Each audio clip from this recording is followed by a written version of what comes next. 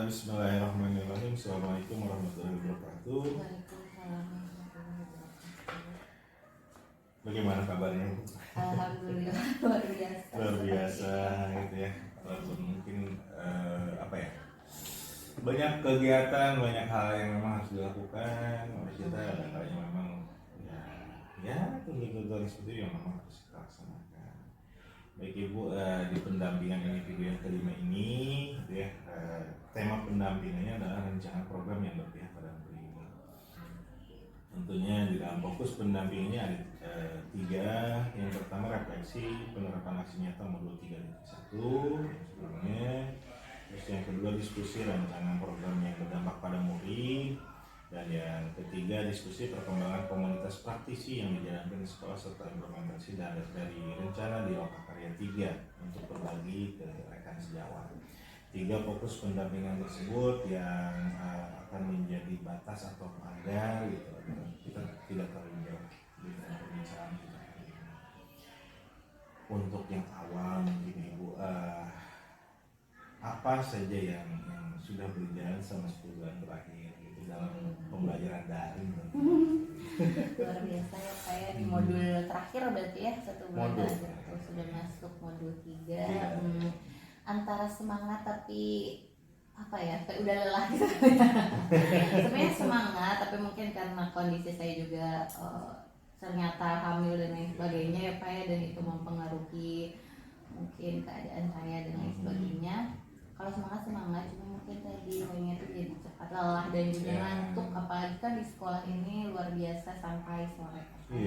Tapi untuk pembelajaran alhamdulillah bisa saya laksanakan, walaupun mungkin tugas-tugas kalau terlambatnya sepertinya tidak apa ya, cuman mepet beberapa jam sebelum due date gitu ya Pak. Alhamdulillah juga saya banyak ilmu dari modul 3.3 ini karena materinya sangat luar biasa. Kan memang pertama kalau tidak salah bulan lalu saya bilang khawatir sama materi-materi yang ada di modul selanjutnya ini ya Pak, dan memang betul karena waduh yang pertama tuh kalau tidak salah pengambilan keputusan 3.1, kemudian AC dan terakhir ini nih sebenarnya yang ketiga ini yang pun harus merancang program gitu ya. Awalnya sih saya program apa bingung dan lain sebagainya, tapi alhamdulillah sih berkat diskusi dengan teman juga, kebetulan kan waktu yang visi misi itu prakarsa perubahan saya berubah ya Pak ya,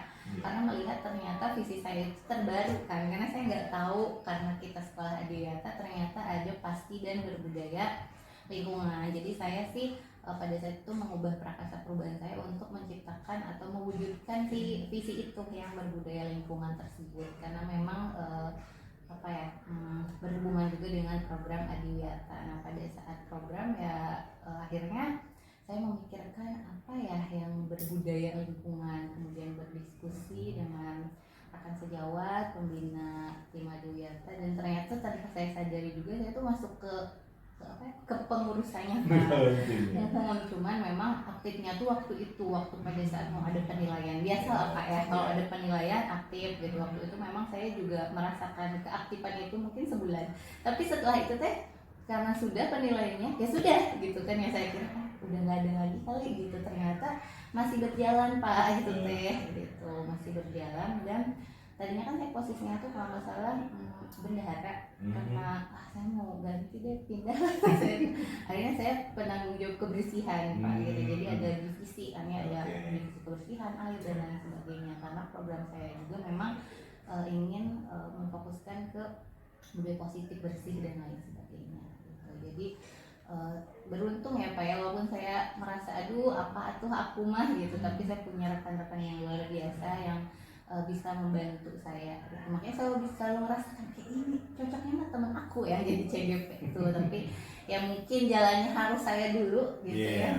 Mungkin biar saya juga banyak belajar, karena kalau yang lain udah mungkin saya udah ada ini mungkin ya tipikal yang seperti itu gitu. Jadi luar biasa, bersyukur banyak pengalaman dari Rukol dan lain sebagainya juga. Baik, yang jelas memang saya selalu excited ketika masuk ke sini ya, SMA Ciawi ini. Kenapa?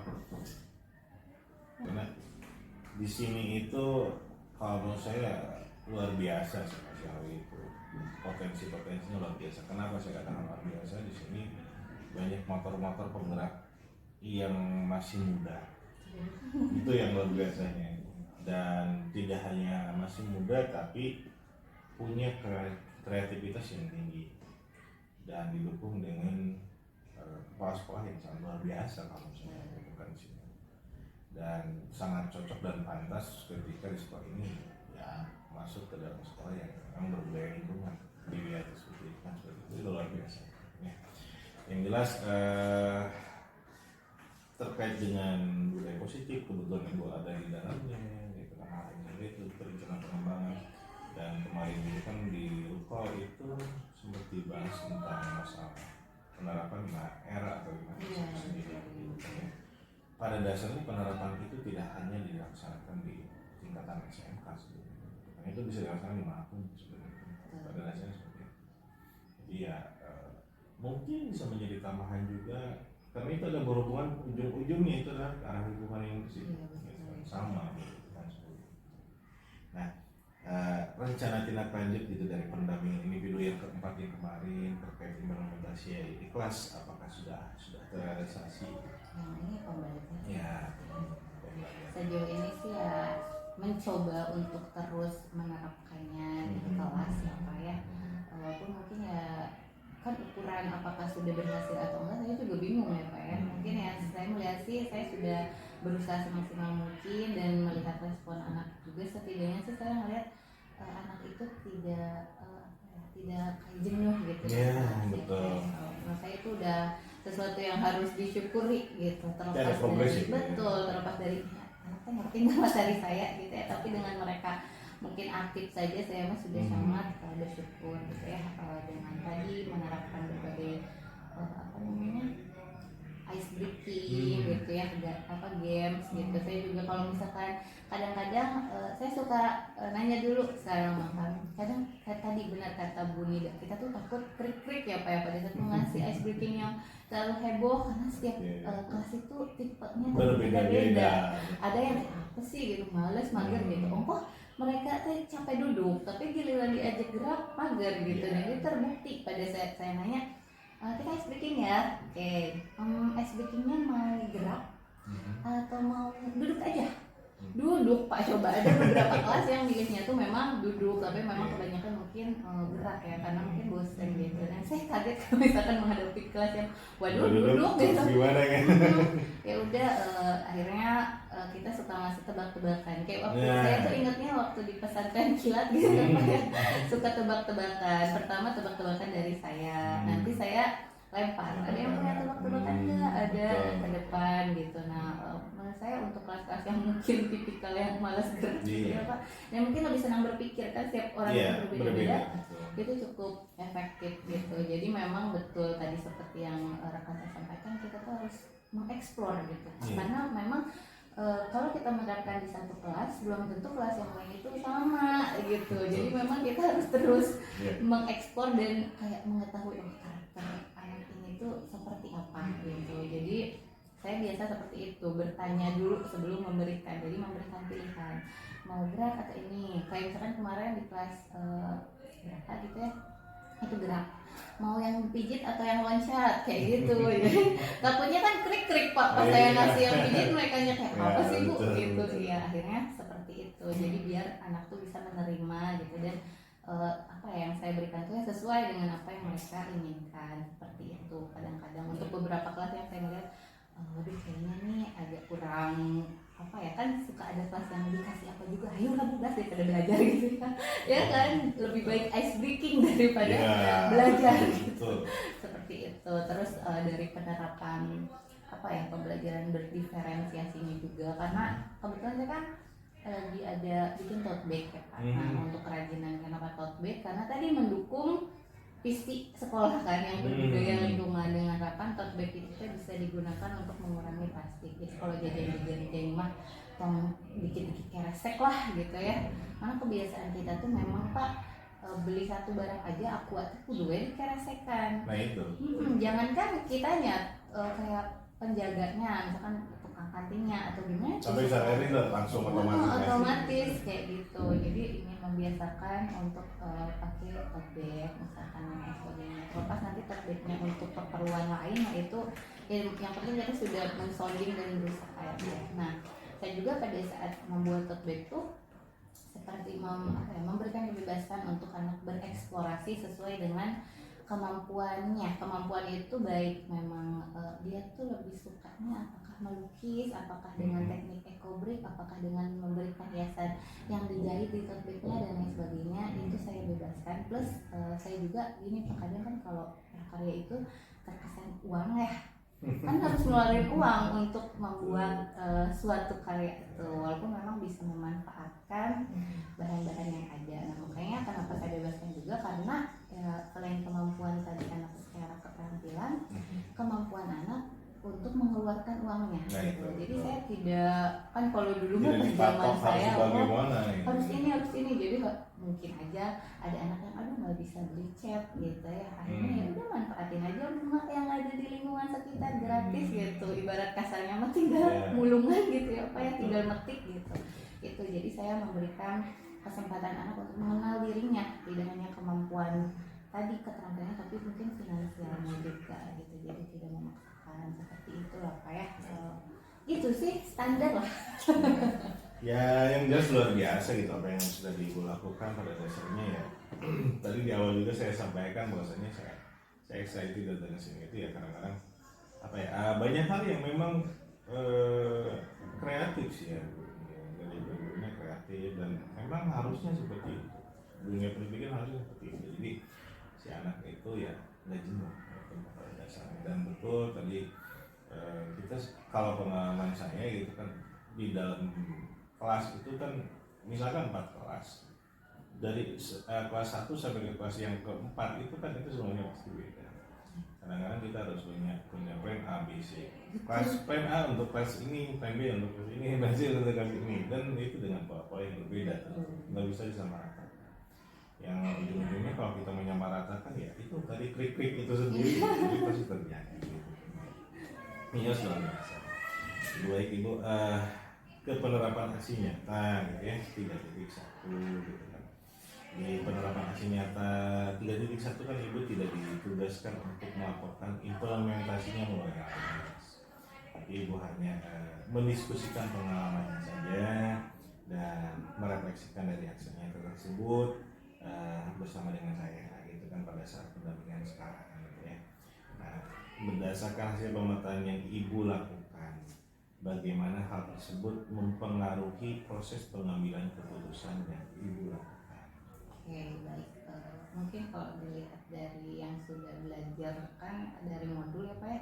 Kalau dulu ya pada saat kita mengambil keputusan, saya tuh nggak tahu langkah-langkahnya itu apa yang penting mah baik untuk semua, nah kayak gitu, tidak merugikan, udah gitu patokannya tuh itu aja. Jadi keputusan yang diambil itu baik untuk semua dan tidak merugikan berbagai macam pihak, udah aja gitu. Nah tapi kan setelah belajar mungkin banyak hal yang menjadi pertimbangan, seperti harus memperhatikan paradigma, serta prinsip, dan juga yang paling unik itu yang 9 langkah itu. Nah itu yang benar-benar baru Pak gitu. Jadi ternyata memang untuk menguji suatu keputusan kita kan harus tadi ya melalui 9 langkah yang harus kita lakukan. Mungkin sedikit demi sedikit jika saya harus dihadapkan pada suatu kasus dan harus mengambil keputusan, saya udah mulai agak mikir tuh maksudnya menerapkan 9 langkah dan lain sebagainya dengan mempertimbangkan hal-hal seperti itu.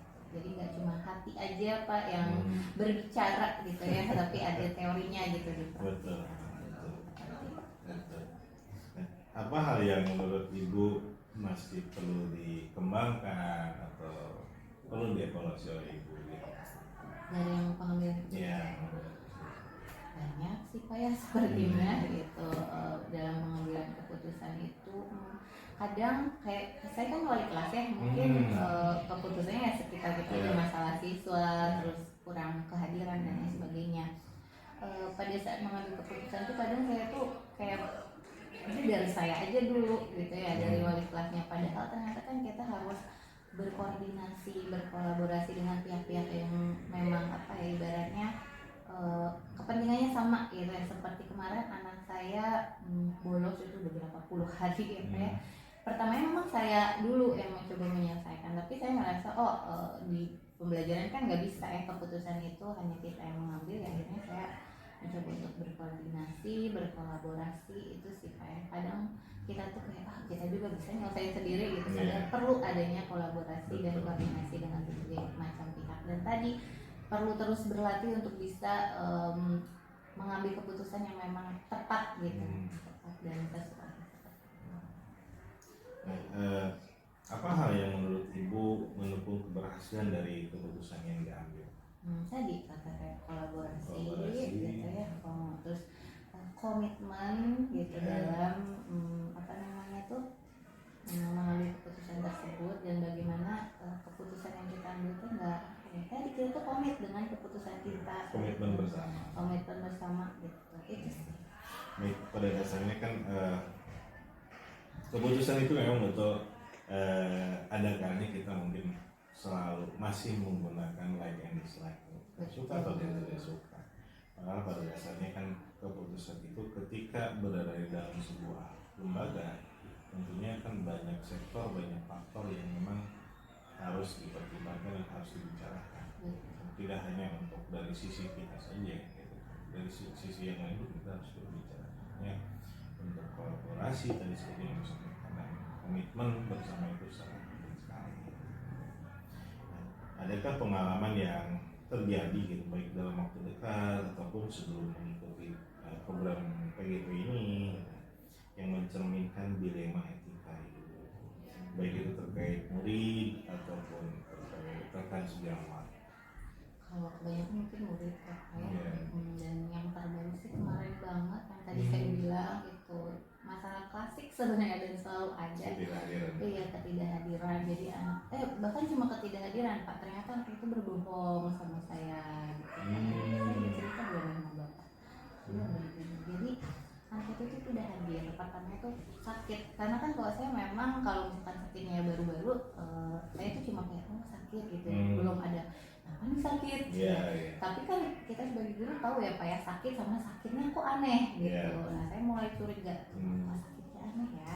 Terus ternyata memang salah saya juga kali ya, tidak menghimpun nomor orang tua sebelumnya gitu. Nah jadi ada yang ngechat lah mas saya izin gitu, tapi lama-lama kan kayak ini kayak bukan orang tua ya, kita pun merasa gitu ya Pak ya, dari segi bahasa sampai akhirnya izin ada nikahan katanya Bu gitu. Saya bilang gini, Ibu punten untuk ya biasa basa-basi boleh foto enggak saya tuh enggak minta foto asal sebelumnya sih teman saya bilang kalau apa-apa Tejira minta fotonya. Nah saya mikir kan ada orang tua, nah atau saya percaya deh namanya kudu diinpus di foto gitu kan. Jadi udah kalau udah sudah minta foto, ternyata memang jodohnya besoknya tuh ngirim foto hajatan. Tapi si hajatannya teh asa beda, ada di kampung mah tuh gitu Pak fotonya ada. Kita juga bisa ngebedain ya, seintimate weddingnya beda gitu. Aku tanya juga di Google, pas aku lihat geuning juga di Google, searching pakai Google apa ya Pak, Lens atau Lens bisa. Pak teh bener Pak, eta teh dijawab pos. Astagfirullah, cuk aku teh ternyata emang bener budak, kecurigaan aku teh ternyata memang anak tuh berbohong, nggak sakit. Setelah ditelusuri itu, ya kan dilema ya Pak, makanya ternyata anak tuh merasa terbully di kelasnya gitu. Jadi di sisi lain banyak guru juga laporan, tapi kan ada guru yang bukan wali kelas mah nggak tahu ya masalahnya apa. Itu anak tuh nggak suka masuk Bu Ena gitu kan, itu nilai juga kumaha sih gitu. Jadi banyak protes dan lain sebagainya gitu. Ternyata menurut keterangan dari anaknya mah ya itu tadinya kan kalau kayak apa ya udah nggak usah dikasih nilai gitu ya. Tapi kan kasihan juga ya Pak ya. Ibu ada komunikasi dengan orang tuanya? Ada, setelah itu teh ada. Nah kayak gitu, karena kan sudah terlalu mencurigakan dan ketahuan bohong, akhirnya komunikasi lah dengan orang tua. Ibu pas komunikasi dengan orang tua juga nggak tahu apa-apa. Padahal ya Pak pas mungkin dari sekolah dari rumahnya berangkat sampai nangis katanya Ibu tiap pagi tuh saya ngebekelin cina dimasakin dulu, kebetulan ngajar juga gitu. Nah pada saat ini tuh ya Pak, pada saat yang saya punten ini tuh siswanya atau siswanya ini orang tuanya kok si siswa nanti jadi pura-pura ditelepon nggak diangkat ya aku jadi ya mah anak gitu sampai aku bilang kita minta KTP-nya tapi dikirim Pak KTP ternyata saya teh taunya oh pantesan kata orang tua teh kemarin mengira ngajuan yang kayak kemarin minta KTP saun nama kanggo data sekolah Itu perempuan. laki-laki gitu itulah pokoknya mah ya karena gini Pak kalau dilihat dari absennya dia teh untuk di nanti itu kan untuk ada rapat dan itu tuh udah nggak bisa gitu nggak bisa naik karena memang sudah terlalu banyak dan ditambah tadi berbohong dan lain sebagainya. Nah kan kita tuh pengen ngekip ya karena kan hak anak gitu ini kan sesuatu yang ibaratnya masih bisa diperbaiki akhirnya untungnya tuh belum terlalu telat lah gitu ya parah banget gitu baru berapa puluh 20 lebih pokoknya kayak gitu ya akhirnya dipertemukan dengan orang tua dengan BK dan lain sebagainya dan kan masalah bullying juga dipertemukan dengan anak yang melakukannya juga ternyata sih emang bully sih Pak ya kan bully itu kadang kita tuh tidak menyadari bahwa itu bully kita tuh jadinya kita mau bercanda padahal kan memang bully jadi apa yang saya bertanya kan apa yang dilakukan gitu kan konfirmasi ke satu dulu baru ambil lagi ternyata suka dibecandain fisik katanya kan rambutnya tuh kayak Suneo itu nih iya jadi suka di Suneo kayak gitu di setiap kondisi kan beda ya Pak ya ada yang kalau disebut Suneo balas aja nah namanya Doraemon gitu ya kan ada yang seperti itu ya ada yang slow masih ejekan itu mah gitu tapi ada kondisi anak yang memang tidak bisa menerima itu ya. Nah itu mungkin tipikal anak tersebut yang nggak bisa itu sensitif lah ya betul. Dan memang sekarang kan bullying itu lagi marak terjadi gitu kan di sekolah-sekolah dan memang hal tersebut itu ya harus kita antisipasi sebenarnya antisipasi kebetulan kalau tingkatan seperti kita kan SLTA ya ada BK kan enaknya kan seperti itu walaupun memang ya kita sebagai wali kelas atau misalkan dan lain sebagainya memang komunikasi itu harus intens ya semoga permasalahan seperti itu bisa tuntas gitu ya dan memang kalau menurut saya sih gini pengalaman saya pernah ada satu anak yang seperti itu gitu kan tapi bukan karena korban bullying dia malas aja ikut pelajaran yang lain ada saya tetap mempertahankan dia gitu kan.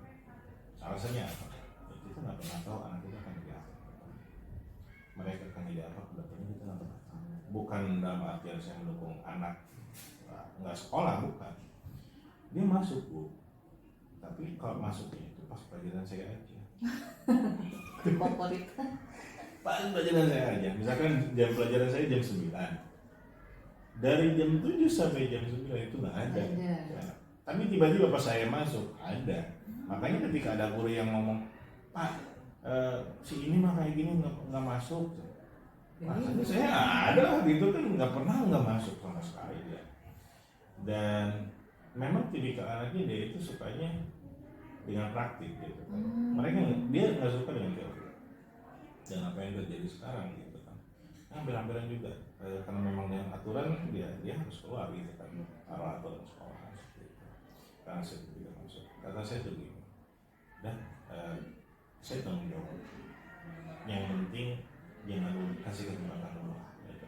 Kita lihat dulu perkembangan saya ngomongin anaknya kamu harus berubah gini ini ya dia mau berubah itu walaupun memang ya agak belangtong sedikit gitu ya oke lah gitu ada progres ada perubahan akhirnya sekarang dia jadi orang yang ya kalau menurut saya ya sukses dia sekarang menjadi Pertamina luar biasa mantap jadi anaknya kadang bukan nggak bisa ya Pak bukan jadi justru hal yang seperti itu kadang-kadang kalau menurut pengalaman saya itu ranking itu tidak menjamin ranking 1, 2, 3 itu nggak menjamin atau ranking itu sampai itu nggak bukan dalam artian saya tidak tapi kemampuan anak, mental anak karena anak yang malas itu belum tentu dia nggak bisa karena ada faktor-faktor lain yang membuat dia nggak bisa masuk ke sana dan itu yang memang harus kita gali gitu.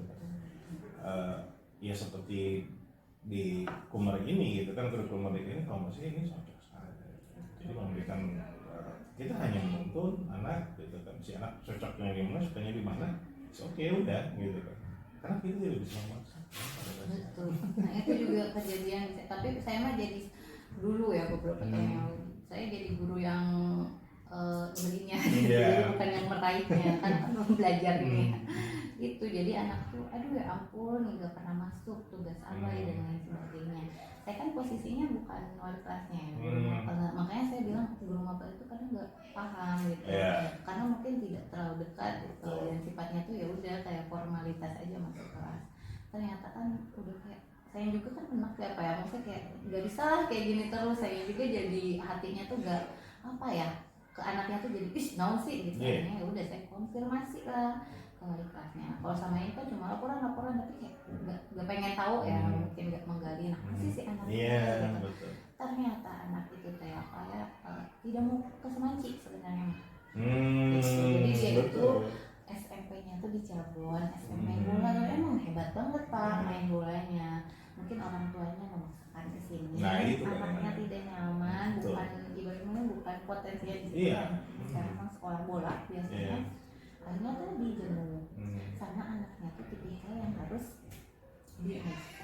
Kalau diraih dia akan semangat ke kelas kayak gitu, karena itu juga saya itu dapat inspirasi dari teman saya. Teman saya juga sama, pertama saya ngeguru, pokoknya tapi pernah suatu momen dia kan biasanya kita tuh marahin ya atau tegur menasihati, ini mana dekat kayak sok yang mana yang ininya, terus dikasih kepercayaan, coba ke depan, coba kamu gitu. Nah ternyata dengan diraih seperti itu tuh anak-anak yang mungkin kayak malu sih kalau yang kepercayaan dirinya itu meningkat, merasa dihargai, merasa apa ya, dianggap gitu. Nah itu jadi memang tadi karakter anak tuh berbeda-beda ya Pak ya. Ada yang tuh usah ditoel ngegejerin sendiri gitu. Ada yang memang harus ada yang dielus terus, harus ada yang pengennya diangkat gitu kan, ada yang pengen diajak bercanda terus. Betul. Nah Juan yang bullying ini juga kayak saya kan awalnya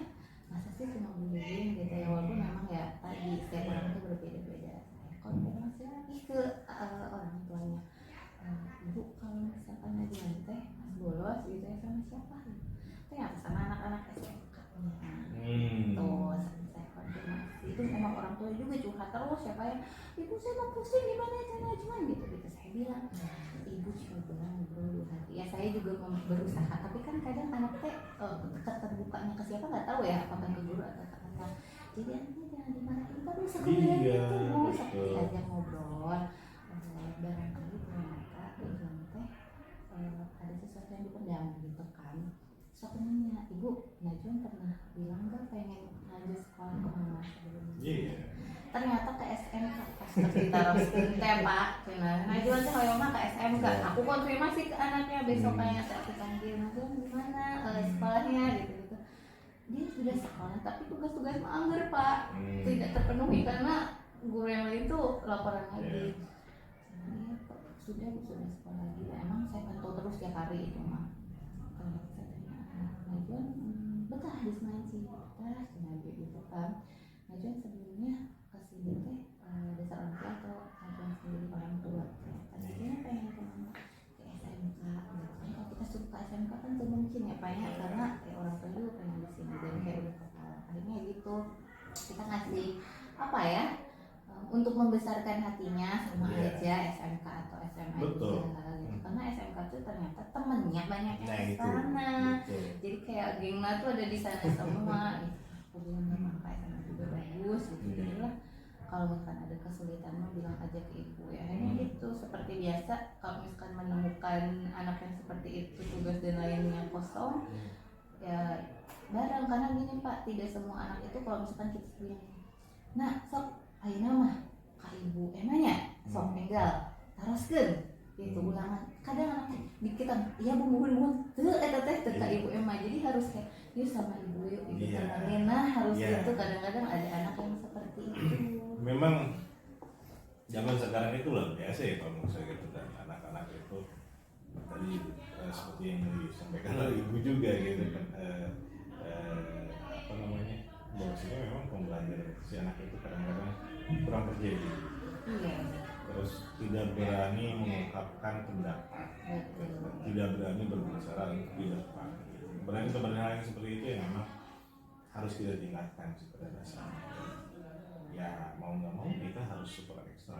Kita harus menuntun, kita harus mengajak sih ya.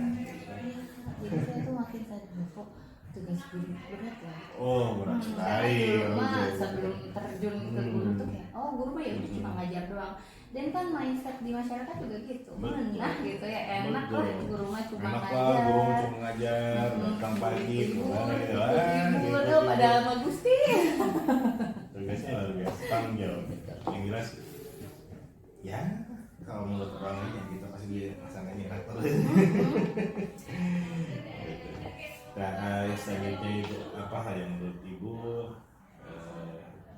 masih perlu dikembangkan atau perlu dievaluasi dari proses pengambilan keputusan gitu, dari yang di 5 etika itu sendiri gitu. Yang tadi yang terkait dengan anak. Iya, kadang-kadang tadi kita itu apa ya, ngikutin emosi kita, perasaan kita. Terlalu cepat menjudgment seperti itu. Kayak tadi kan, males gue gitu. Ternyata kan di balik perilakunya itu ada yang melatar belakang gitu ya.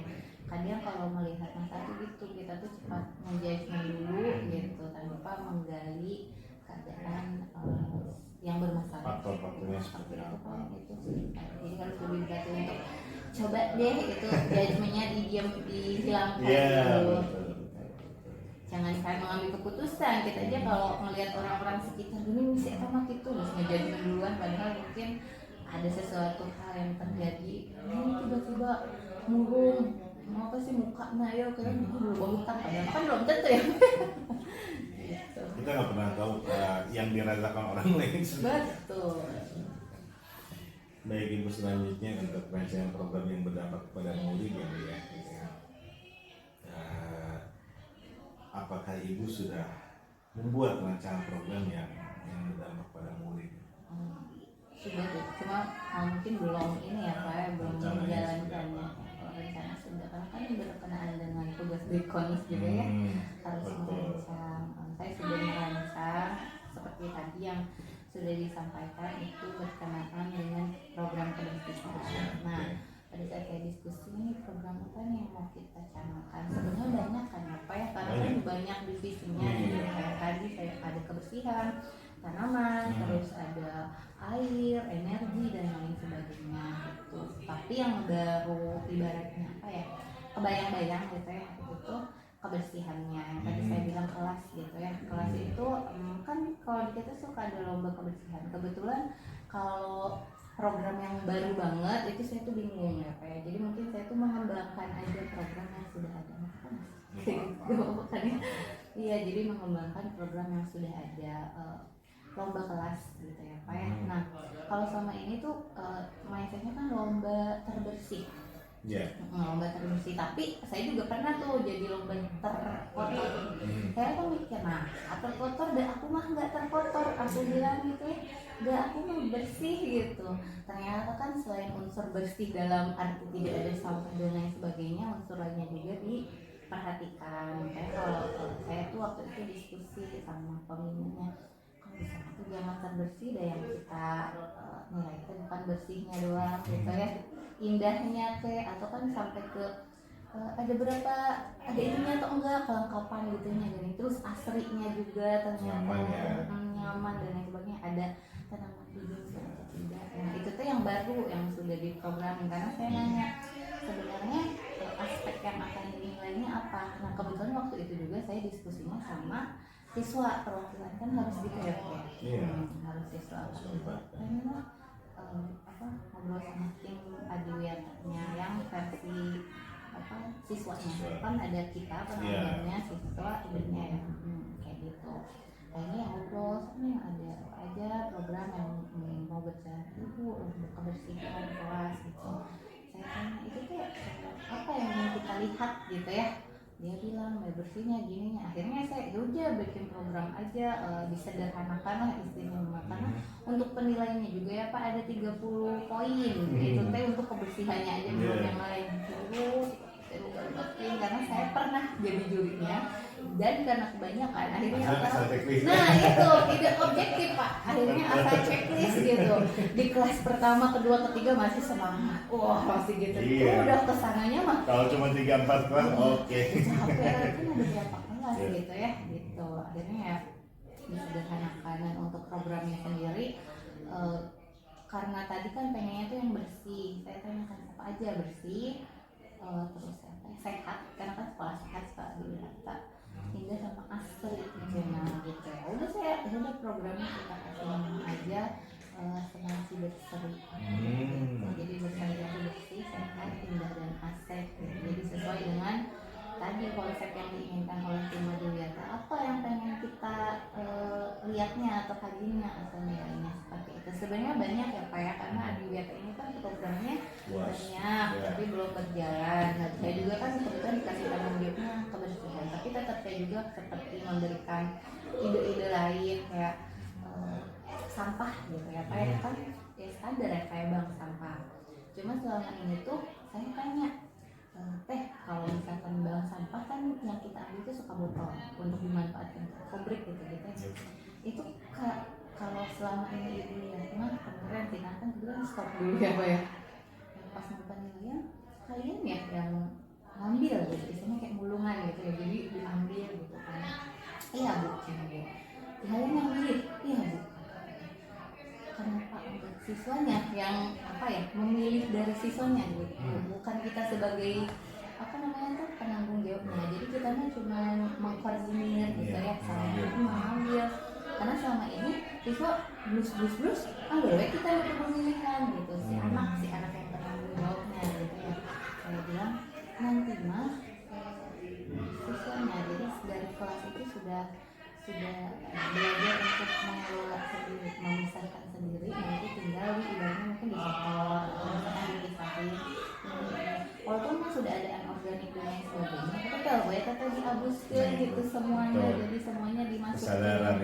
Nah itu, karena kan saya juga ingat budaya positif ya, jadi kita harus menumbuhkan, bukan cuma menumbuhkan yang apa ya, kalau yang penanggung jawabnya udah jelas pasti sadar, karena itu tugas dia juga ada SK-nya gitu ya sebagai apa namanya itu tadi koordinator dan lain sebagainya. Justru kan yang harus kita kembangkan ini yang di kelasnya gitu, yang banyakannya ini, jadi kita tuh memberikan efek gitu ya, apalagi ada kader di setiap kelas ya Pak gitu, jadi bisa lah diubah gitu, bukan kita yang milihan, tapi dari kelas saja sudah siswa belajar untuk memilih gitu. Terus kemarin juga kayak apa sih tanaman gitu ya, kan saya tanya biasa kumpul di mana gitu kan ya, biasanya di ruang Adiwiyata tapi berantakan, terus ternyata ada greenhouse di belakang. Emang mojok sih Pak, jadi memang hiding apa jam ya kalau zaman sekarang. Jadi itu kan ada gazebo kecil, ini kan agak besar ya, biasanya kecil, terus ada kolam ikan. Kita waktu dulu mah itu kayak ikan lele gitu, jadi dikelola sama siswanya juga, tapi siswa yang protes gening lelena leungit gitu. Canda ke batu. Terus ada juga tanaman. Nah, jadi pas ibu mau ikut ke sana gitu. Jadi bukan ide tuh bukan dari kita, kadangnya misalnya awal pun kita memberikan, kalau yang tadi mungkin yang pengelolaan sampah kita kasih ide, tapi pas ke sana ini tanaman akar rincek ibu teh, cik atau ditanam tanaman apa yang bisa betah atau bertahan di cuaca Ciawi yang kering ini. Jadi anak-anak tuh mulai mengeksplor, ya bu cabai deh kayaknya gitu dan lain sebagainya. Terus udah mulai kepikir itu mani mau cek aku teh kolamnya mani iut-iut tuh ini tuh karawat, cek aku teh sok mau dikatain. Jadi pas dilihat gitu, kayaknya bagus ya tuh kalau nanti di ini gitu, kita buat rambut sampai udah gitu, udah ngayal-ngayal cantik gitu kayak gitu. Jadi apa ya, mungkin kalau program yang benarnya mah yang berseri itu kan, tapi di luar itu ternyata banyak gitu yang bisa part-part yang memang banyak. Kalau bisa di program ini pasti itu bisa, cuma mungkin belum berjalan karena kebetulan ini juga kita tuh baru koordinasi gitu loh Pak. Nah sekarang juga rencana mah istirahat pertama RT yang mau kumpul lagi sama Diwata, tapi saya bilang nanti ya Pak, nanti aja istirahat kedua aku gitu seru. Baik, yang jelas luar biasa ya kalau saya, dan program tersebut memang seharusnya seperti itu, dan program tersebut pasti melibatkan dan mengaktifkan siswa. Betul. Pasti itu kan. Yang jelas hal seperti itu hal yang positif sekali kalau menurut saya untuk perkembangan politik kita. Nah, untuk ke arah sana, untuk ke arah program tersebut, dukungan apa yang ibu perlukan untuk menerapkan program yang sudah dibuat tersebut? Dukungannya pasti ya dukungan dari berbagai pihak, kayak misalkan seperti kepala sekolah sih pastilah mendukung, lihat aja luar biasa gitu. Nah cuma kan kalau dari bisa seperti ini tuh memang kan bekerja sama dengan berbagai pihak. Cuma mungkin kalau sekarang kan bisa bersih ini tuh lebih banyaknya petugas-petugas ya Pak gitu. Nah kita mungkin pengen siswa juga gitu loh. Siswa juga iya selama ini, cuma pengen lebih ke coba deh siswanya yang merawat, yang mengurus, yang membersihkan gitu. Jadi apa ya, ibaratnya mah lebih besar siswa sekarang mah gitu. Jadi bukan kita mau ngerjain siswa, bukan, tapi membiasakan gitu. Ibaratnya kelas atau depan kelas atau tumbuhan depan kelasnya itu menjadi tanggung jawab masing-masing. Jadi yang nyiramnya bukan lagi Caraka gitu ya, untuk membuat apa, cara kan kerjanya banyak ya Pak gitu. Jadi untuk ibaratnya meringankan juga kan gitu, itu seperti itu. Jadi dukungan dari KFM pasti, terus mungkin dari guru-guru karena berkata Jawa. Dan yang paling penting sih gini Pak ya, pada saat kita ingin membentuk anak, saya bilang kita juga harus terbentuk kan. Kalau pengen ruangan kelas bersih ya kantor juga harus bersih, harus rapi, harus asri.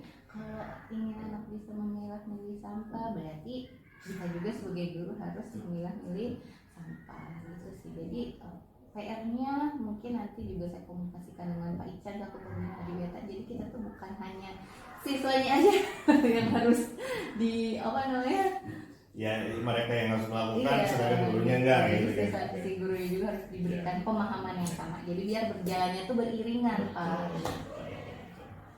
Baik Ibu, dan kalau menurut saya sebenarnya program-program ini Semanci Berseri gitu ya, itu luar biasa gitu. Karena dari Ibu juga membutuhkan dukungan dari mulai kepala sekolah sampai yang lain. Dan memang betul sekali Ibu, kalau menurut saya, pengalaman saya itu kan ini lebih cocok dengan yang namanya 5R atau 5S yang disampaikan sama Pak Didi itu sendiri.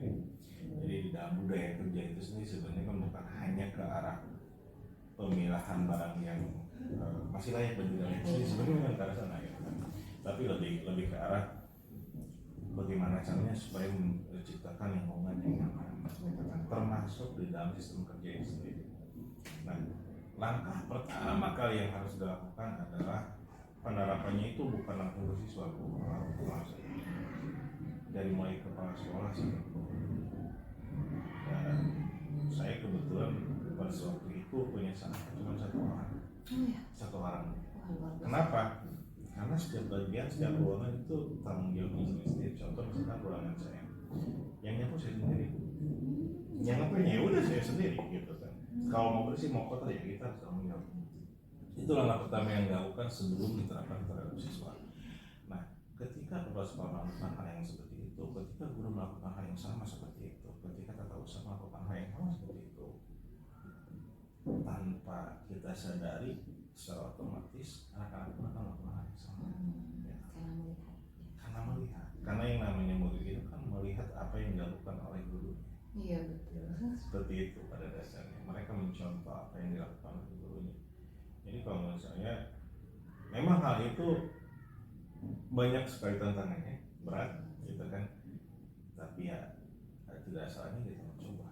Betul sekali. Betul.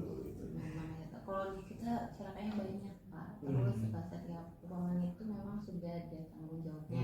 Misal di kantor itu tuh sudah ada gitu, itu yang membersihkan membersihkan, menyapu, Nah mengepel. itu jadi akhirnya ketergantungan. Iya, saya juga dia kan bisa kayak Jadi ketergantungan udah kayak gitu. Makanya saya di sekolah saya yang dulunya paling nyantai lah kerjaan mereka itu gitu kan. Iya, luar biasa.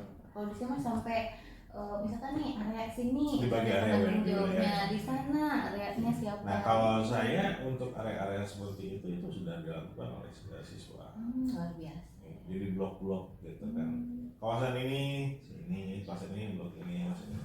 Siapa yang setelah guru dan karyawan melakukan itu, siapa yang dipancing lagi? Nah OSIS tuh, mereka jadi tim juga. Nah ada tim disebutnya apa ya? Tim pengendali lah, disebutnya tim pengendali. Di mana di dalamnya itu yang untuk controlling seperti itu. Gitu. Nah yang jelas yang menjadi tantangan ibu gitu dalam melaksanakan rancangan program tadi seperti yang sedikit sudah ibu sampaikan juga itu tantangannya itu apa saja sih? Mungkin pertama dukungan dari guru, karena memang masalahnya kalau kadang kalau tidak dilibatkan mah ngerasa itu mah ada bukan program kita gitu. Nah seperti itu gitu, apalagi memang kesulitan saya itu karena saya di sini kan ibaratnya masih muda, junior, dan tidak banyak pengalaman memegang sesuatu gitu. Kayak beda sama walaupun ada yang masih muda tapi misalkan diberikan kepercayaan apa dan lain sebagainya, kalau saya enggak gitu. Terus tiba-tiba mau menginisiasi program gitu, jadi kepercayaan orang terhadap saya teh masih belum terbentuk gitu. Nah mungkin itu kesulitannya, tapi kan alhamdulillah ya karena saya kan berkolaborasi dengan memang orang yang sudah terpercaya gitu. Walaupun kesannya wah Bu emang nebeng nggak apa-apa, yang penting saya kerja gitu. Jadi ikutan, bukan hanya nebeng aja, memberikan ide dan lain sebagainya. Mungkin itu jadi kesulitannya adalah dukungan dari rekan-rekan sejawat gitu ya, yang mungkin kalau yang dekat-dekat mah ibaratnya pasti nggak dukung, atau dekatnya pengen kayak tadi Bu Nida atau guru-guru muda yang lain kan, untuk guru-guru senior apalagi dengan kesibukannya gitu. Kemudian dukungannya juga dari siswanya sendiri Pak. Kadang siswa itu ya kayak kita aja guru naik turun ya pasti gitu, karena kalau misalnya ada program jangankan ke siswa yang mau disasar, yang ke penanggung jawabnya aja kayak tim, kader dan lain sebagainya, itu semangatnya tuh pertama naik, nanti tiba-tiba turun kayak kita aja gitu. Nah mungkin harus bisa apa ya, itu jadi membuat konsistensi semangatnya tuh. Kemarin juga sudah saya komunikasikan ke anaknya gitu, pengalaman kalian gimana ya Bu, naik turun. Nah berarti nanti gimana caranya nih biar semangat, minimal kadernya kan ya Pak ya, kan kader tuh yang menggerakkan di kelas kan. Nah jadi biar tetap semangat dan rasa kepemilikannya tuh oh aku tuh kader gitu, tanggung jawab dan lain sebagainya gitu. Itu sih sama mungkin finansial ya Pak. Karena kan ya mau program apapun kayak butuh bibit dan lain sebagainya kan tetap butuh uang gitu. Itu sih Pak. Ibu sudah menjelaskan juga terkait dengan tantangannya itu kan seperti itu, dan Ibu juga sudah menjelaskan rencana untuk menghadapi tantangan seperti ya dengan kolaborasi itu hal yang bagus kalau saya kan pada dasarnya ya apa ya, sebenarnya ya dengan kolaborasi seperti itu hal-hal yang positif, hal yang bagus, karena secara tidak langsung walaupun misalkan ada perkataan dalam tanda petik nebeng dan sebagainya, udahlah gitu kan, apa yang penting program bisa jalan apa enggak gitu kan ya. Dan memang itu bukan untuk istri, itu untuk kemajuan sekolah, kita belajar seperti itu. Nah selanjutnya Ibu untuk fokus yang selanjutnya terkait dengan perkembangan komunitas praktisi. Nah Ibu sudah merintis komunitas praktisi di lingkungan sekolah gitu Pak. Bagaimana peran komunitas ini terhadap proses belajar Ibu? Komunitas praktisi ya sebenarnya sih masih sama saja ya Pak, seperti yang saya ceritakan di PIPI sebelumnya. Karena memang untuk yang benar-benar kita berkumpul gitu ya, mendiskusikan secara bersama, duduk bersama itu agak sulit gitu ya. Beberapa kali juga ya tadi yaudah buat aja deh kita ibaratnya tahu beres dan lain sebagainya gitu ya. Tadi memang lagi-lagi saya manfaatkan media sosial, WhatsApp grup dan Nah, lain itu. sebagainya ya memang selalu seperti itu gitu, sharing dan lain-lain di situ gitu Pak. Jadi berbagi apa namanya praktik baik. Selain mungkin hahaha juga ya, Iya. kan grup biasanya grup itu isinya hahaha gitu ya. Nah diselipkan lah gitu diskusi mengenai pembelajaran gitu, baik saling berbagi, entah itu saya yang berbagi untuk guru-guru yang lain, misalkan nemu konten apa dibagikan, ini kayaknya bagus nih untuk dipraktekkan. Kayak kemarin ya lucu banget saya ngeliat konten fisika Pak. Fisika kan ya sama ya 11-12 sama matematika gitu, menyeramkan dan hitung-hitungan males. Terus di konten itu teh kalau nggak fisika tuh ada keseimbangan ya, keseimbangan. Nah, saya nggak tahu apakah di SMA ada atau tidak ada ya. Jadi bikin mainan yang tahu bapak yang goyang-goyang gitu. Nah iya seperti itu. Jadi anak saya ditugaskan kayaknya untuk membuat mainan seperti itu. Jadi lucu-lucu, ada yang gambar penguin dan lain sebagainya. Jadi pas ditaruh teh goyang-goyang gitu. Iya seperti itu. Kayak apa sih penguin yang ini ya, yang balon yang ditonjok balik lagi tonjok. Nah seperti itu, tapi itu mah versi mini, versi kecil, dan saya nggak tahu itu bahannya dari apa gitu. Nah saya share gitu ke teman gitu di grup, ini pelajaran fisika kita ini lucu gitu. Iya bu, yang itu materi apa sih? Jangan nanya ke aku, pas dilihat oh keseimbangan, jadi ya kayaknya keseimbangan, karena aku nggak ngerti aku gitu. Iya keseimbangan lucu. Terus seni Pak, lucu banget. Seni bikin batik, tapi kan beda pewarnaannya itu menggunakan cat ya. Ini mah asam dan basa. Warnanya tuh berbeda, nanti itu gradasinya karena tadi percampuran asam dan basa yang kita ambil. Aku mikir pelajaran apa sih? Kimia kali ya, asam basa di share gitu. Terus yang lain juga kalau ada ice breaking apa nih, kan sekarang udah mulai ice breaking ya, semua pelajaran kayak harus gitu di share, tebak-tebakan atau tepuk dan lain sebagainya gitu Pak gitu. Jadi walaupun mungkin enggak yang formal gitu ya, yang benar-benar mendiskusikan hal-hal yang luar biasa berat gitu ya, setidaknya komunitas itu teh berjalan walaupun kesannya tuh santai-santai serius lah gitu. Setidaknya kan kita tuh bisa berbagi gitu. Baik, yang jelas pada dasarnya sebenarnya kan dari dulu pun itu sudah ada komunitas praktisi. Betul. Komunitas praktisi itu cuma kita nggak tahu apa namanya gitu aja. Itu kan secara resminya tentunya. Sebenarnya kan HSP itu kan itu juga sudah melakukan sharing dengan rekan sejawat gitu kan, baik itu secara langsung ataupun tidak, baik itu di grup WhatsApp itu ataupun tidak. Dan mungkin dikatakan dalam artian geng-gengan lah ya gitu kan. Kadang-kadang ini kelompok ini nih, kelompok ini gitu. Karena kan seperti itu kan. Tapi pada dasarnya Bu, di dalam walaupun misalkan itu tidak serius dan sebagainya, tidak terlalu formal, kalau mau saya hal tersebut juga termasuk komunitas praktisi. Karena kenapa? Tanpa kita sadari kita juga sudah saling sharing terkait dengan bagaimana sih caranya mengajar dengan baik, bagaimana sih kita inovasi tentang modul atau misalkan dengan pelajaran-pelajaran yang kita mau sampaikan kan.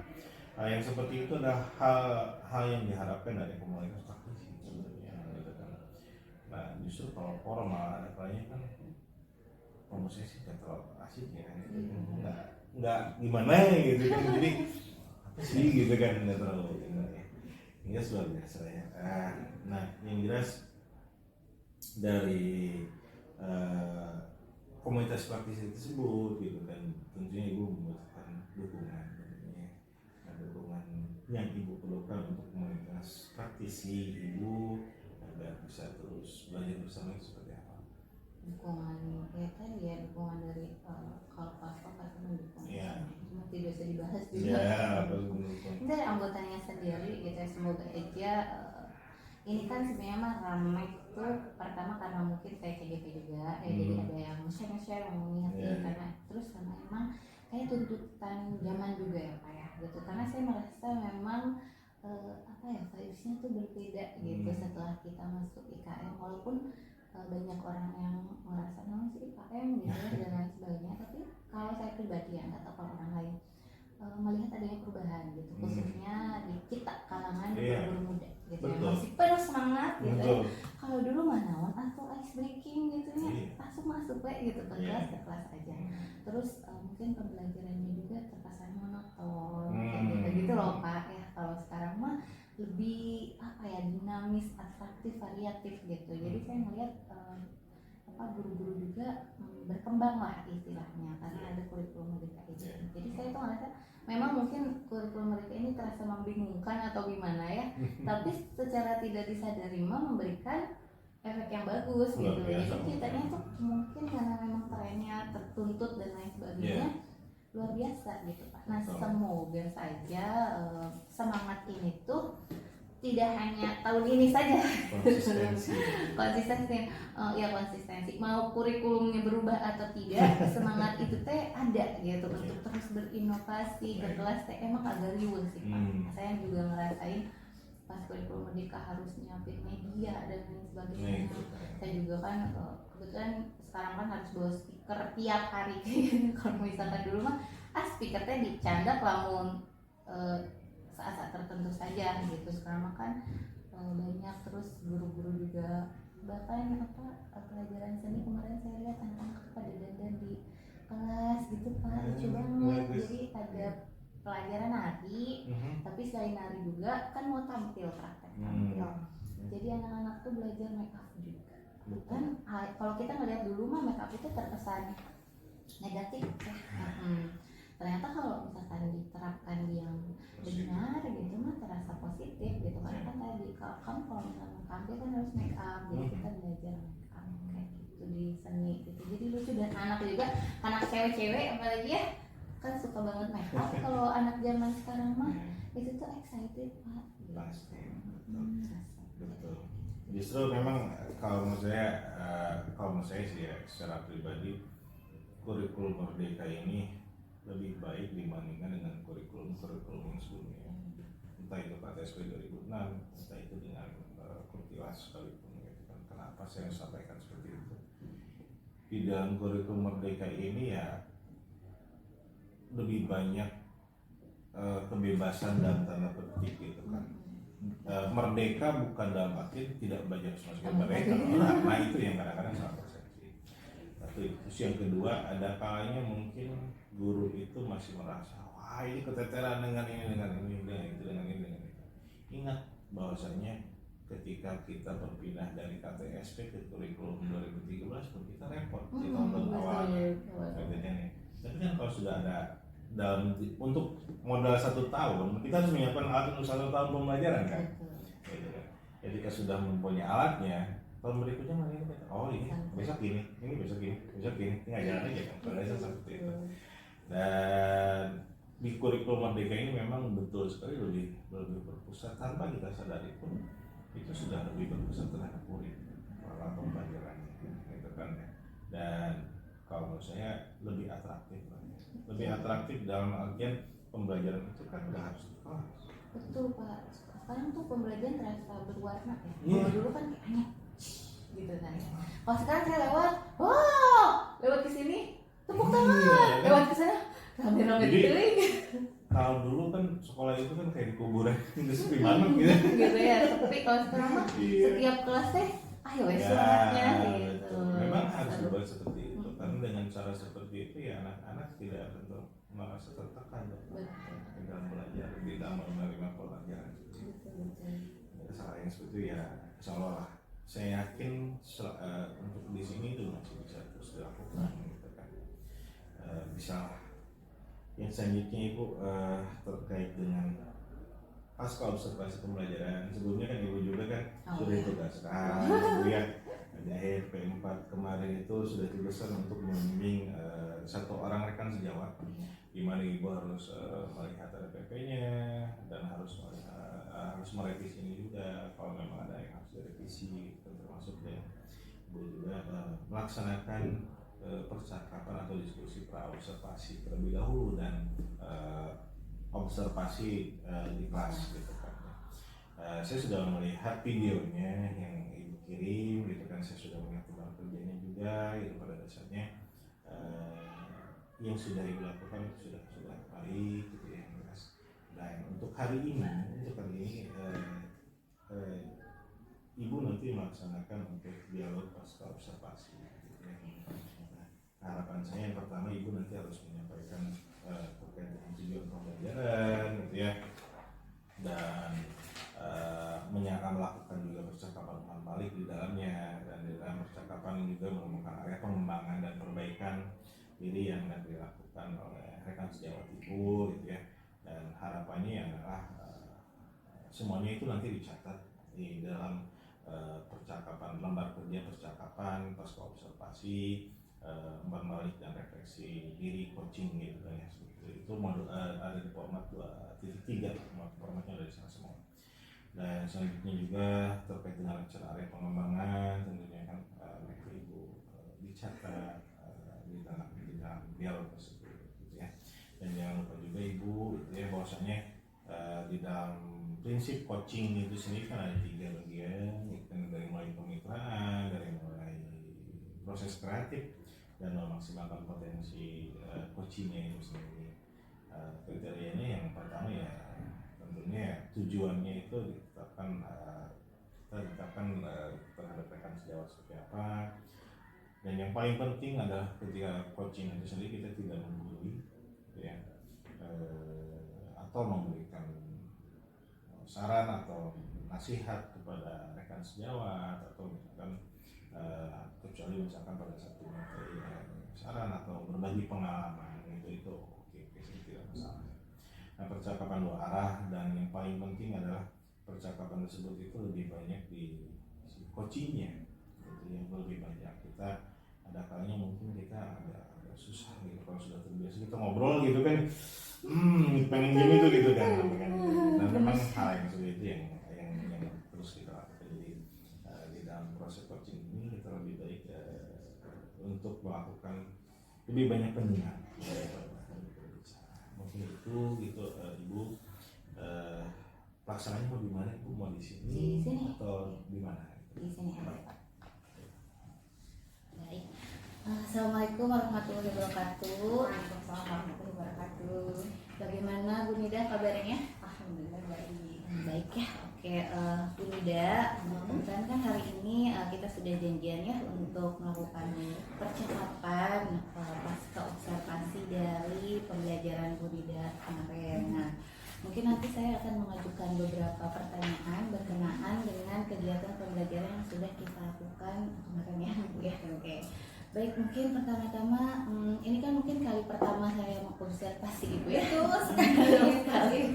Iya, saya juga pertama kali mengsupervisi atau mengobservasi gitu. Nah, jadi saya ingin tahu gimana nih perasaan Ibu setelah saya observasi gitu. Saya ngintilin ke kelas. Perasaannya ya awalnya deg-degan gitu ya, namanya kalau persiapan pasti serba ini belum sebagainya, tapi ketika pelaksanaan kalau mungkin kita kan sejawat ya, jadi tidak terlalu nervous. Kemudian pengalaman sebelumnya yang sepertinya jauh lebih menegangkan. Jadi oh ya udah, let it flow gitu ya. Jadi pada akhirnya memang bisa dilalui, dan betul sekali itu jadi menambah hasanah pengalaman gitu, bahwa tidak perlu takut, tidak perlu panik dan sebagainya. Jalani saja seperti air mengalir. Iya betul, kan pada dasarnya pada saat saya mengobservasi bukan menilai ya, tapi kita berbagi gitu ya. Jadi mungkin saya bisa memberikan saran kepada Ibu mengenai pembelajaran yang dilakukan. Saya juga mendapatkan ilmu yang banyak gitu, dan memang pada dasarnya mungkin harusnya seperti itu ya. Iya, betul. Baik, selanjutnya mengenai ini Bu, tujuan pembelajaran kemarin gitu ya. Sebelumnya kan kita sudah sama-sama melakukan percakapan praobservasi ya. Nah, di situ kan Ibu juga sudah menyampaikan tujuannya serta area pengembangan yang Ibu ingin capai pada saat pembelajaran yang dilakukan. Nah, dari pembelajaran kemarin yang sudah kita laksanakan gimana nih Bu? Apakah tujuannya tercapai? Terus area pengembangan yang Ibu inginkan juga sudah terwujud gitu? Bagaimana Bu? Karena kita kemarin berhubung materinya transformasi geometri ya, dan memang sudah ada dari rencana saya, kita pakai apply GeoGebra untuk dari tujuan pembelajaran, kemudian dari area pengembangan. Menurut saya itu sudah cukup tercapai ya gitu, karena berbeda dari materi sebelumnya yang memang tidak menggunakan aplik GeoGebra. Jadi sehingga anak tuh lebih tertarik, lebih menarik gitu ya, dan ada wujudnya gitu. Walaupun memang tidak hands-on activity gitu, tapi berbasis aplikasi jadi terlihat gitu, oh yang seperti ini transaksi itu yang digeser itu. Kemudian anak jadi lebih aktif ya, dipercaya diri, jadi menambah apa ya, keberanian mereka gitu ya untuk menyampaikan apa sih yang saya tahu dari transaksi dalam kehidupan sehari-hari. Ternyata ketika diwujudkan atau diimplementasikan dalam bentuk matematika tuh oh seperti ini. Betul ya, Apa dia gitu.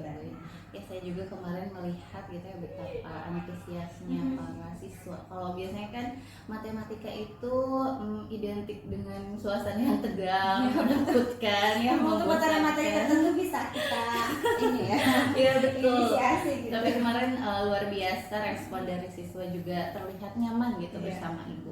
Jadi terlihat bahwa memang pembelajaran yang ibu lakukan itu membuat nyaman dan menyenangkan. Apalagi dengan adanya aplikasi GeoGebra, ya itu hal yang baru buat saya Bu. Mungkin karena saya itu PKWU, Iya. jadi agak asing dengan aplikasi Betul. Dulu GeoGebra. juga memang belum ada ya. Oh iya, jadi itu terbaru ya Bu. Ya lebih terbaru ya bisa dibilang. Kalau zaman itu belum ada sampai ke situ. Oke, baik Ibu. Oke, sebelumnya saya juga akan menyampaikan mungkin ya beberapa catatan. Sebenarnya apa yang Ibu sampaikan juga sama dengan catatan yang sudah saya tulis gitu. Memang pembelajaran kemarin itu jika dilihat sesuai dengan RPP modul ya kalau kita karena kita kurikulum merdeka. Modul ya, modul ajar yang sudah Ibu buat. Kita ya di sana bisa terlihat dari mulai pendahuluannya, terus kegiatan inti sampai ke penutup gitu. Kemudian juga model metode yang Ibu jabarkan juga terlaksana seperti apa kemarin teh gue iya betul itu kan menghubungkan ini ya, menghubungkan antara si konsep materinya dengan peristiwa sehari-hari. Iya betul. Nah, ya. memang pas sekali gitu ya materinya transformasi. Iya, Jadi betul. bisa di kehidupan sehari-hari lumayan agak banyak. Betul, iya kemarin juga kan kita tuh mencontohkan bahwa seperti kalau kita mau memindahkan Ini foto gitu ya, gitu. nah ternyata itu kan ada perhitungannya. Kalau saya kayak udah pindahin saja. Ternyata itu aplikasi dari matematika ya luar biasa. Jadi bukan cuma kira-kira kanan kiri-kiri gitu ya.